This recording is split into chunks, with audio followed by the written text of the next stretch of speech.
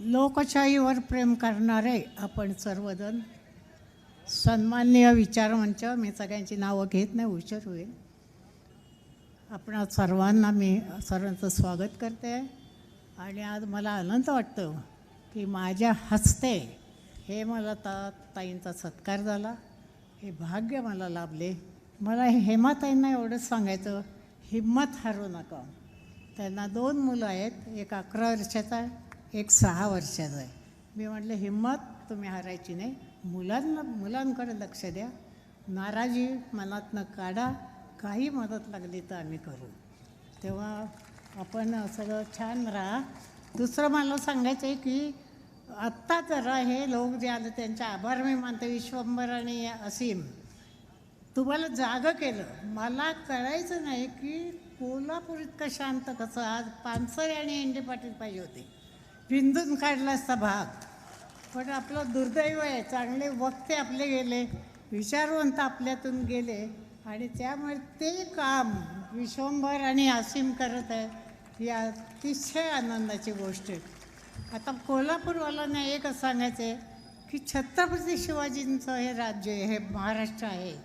आणि इतिहास जर आठवला की साधा छोटा मावळा 8-10 वर्षाचा वेषांतर करून शिवाजी महाराज तिथं आले, तेव्हा त्यांना अडवलं आणि सांगितलं खबरदार, जर टाच मारून झालं पुढे चिंधड्या उडविणं राई राई. एवढंसं पोरगं, तो शिवाजी महाराजांवर प्रेम करणारं, तुमचा आत्मा कुठं गेला आहे? हे कोल्हापूर म्हणजे जिवंत माणसं आहे. तर हे छोटा मुलगा मावळा तो शिवाजी महाराजांना खबरदार आहात थोडं येणार. तुम्ही सारे गप्पा आहात अजून. आता जरा कुठं जागृती व्हायला लागली. आपण सगळे एक होऊया आणि सगळा भाग पिंदून काढूया आणि मोदीला हरवलं पाहिजे.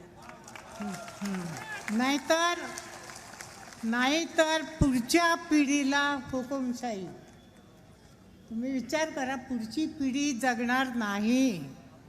तेव्हा आपण सगळे एक होऊया, पक्षभिक्ष विसरूया, संघटित होऊया आणि आपण लोकांना जागृत करून या मोदीला घालवायचे, ते हे करायचं. ते एकच आता 2 वाक्य, जास्त काही सांगत नाही. आमच्या हे जे झालं आहे त्यांनी माणसं फोडली आणि एक माणसं जायला लागली. आणि जेव्हा आमचं घर फोडलं त्यावेळेला अत्यंत मला वाईट वाटलं. आणि मी दिवसभर असं डोळ्याला माझं पाणी हटना की काय झालं हे आणि कसं. तेव्हा मग शरदचा मला फोन आला आणि म्हणाला काय रडतेस, हिम्मत धर, तू शारदाबाईंची लेक आहेस आणि डोळ्याला पाणी काढायचं नाही. आपल्याला आपल्या आईने लढायला शिकवले, रडायला नाही. तेव्हा हिम्मत धर आणि जेवढं तुझ्या जीवात जीव असेल तेवढं काम कर. तेव्हा मला या संघटनेला सांगायचं, मी आता 86 वर्षाची आहे, पण काही काम लागलं तर माझ्यात जेवढा जीव आहे तेवढं मी प्रयत्न करतात. आणि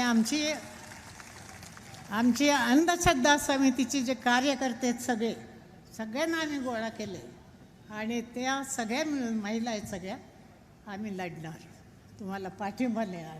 धन्यवाद. एबीपी माझा, उघडा डोळे बघा नीट.